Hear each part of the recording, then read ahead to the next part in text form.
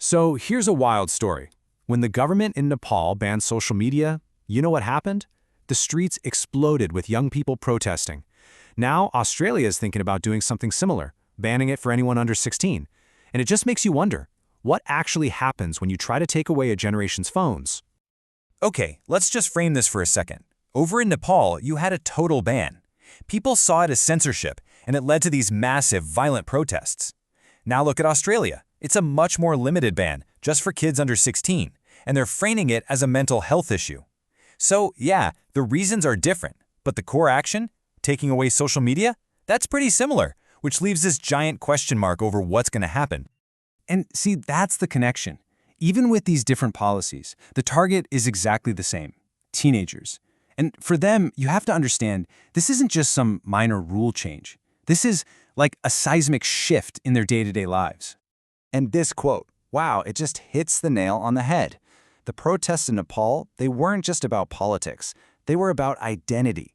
It was this genuine panic of being completely cut off from their entire social world. For a lot of teens, their phone really does feel less like a gadget and more like oxygen. And there's some real science behind that feeling.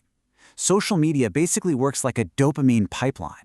It's this never-ending stream of notifications, likes, and content that just feels rewarding and keeps you hooked.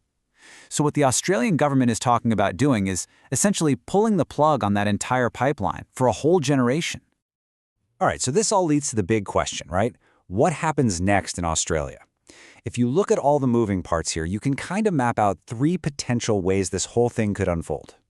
So you can almost see it as 3 levels of escalation. First, you've got the shrug, the path of least resistance.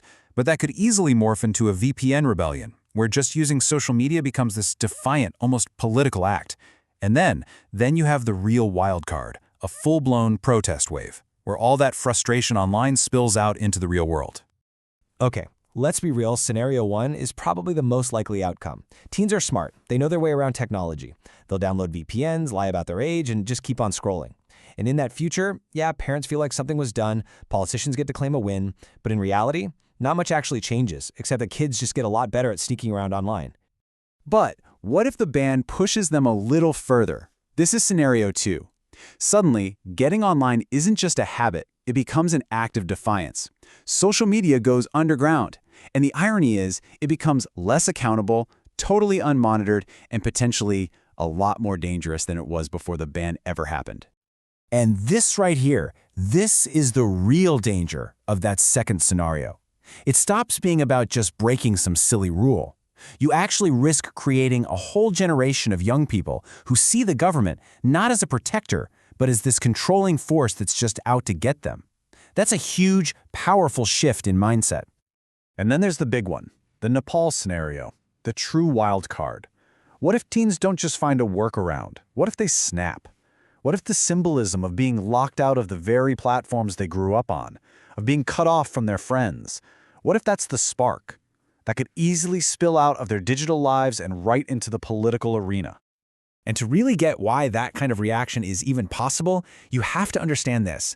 For so many kids, this policy won't feel like a simple rule. It's going to feel personal, almost physical, like someone is literally ripping out a piece of their daily nervous system. It's that kind of deep, visceral connection that could fuel a major, major backlash. Okay, so let's flip the coin and look at the politicians pushing this. Because even though this policy seems like an easy, straightforward win, it is actually a massive political gamble. It's got this hidden risk that is incredibly potent. I mean, on paper, if you just look at the polls, this thing is a slam dunk. Parents love it, teachers are totally on board, it looks like a safe bet. But here's what the polls don't capture: the intensity of the opposition. The huge political risk comes from that small but incredibly passionate group being targeted, the teens themselves. So here's the bottom line. While this policy might actually be good for kids' mental health, and hey, that's the goal, as a pure political move, it's unbelievably risky. If even a tiny fraction of those angry teens turn that anger into activism, into memes, into convincing their parents how to vote, it could be political suicide. It could just blow up in their faces. And that brings us right back to where we started, to our cautionary tale. Nepal showed the entire world what happens when you underestimate the power that's baked into these little devices. You risk lighting a fire that you simply cannot control. So, at the end of the day, where does all this leave us? Well, it's pretty clear we're stepping into completely unknown territory here.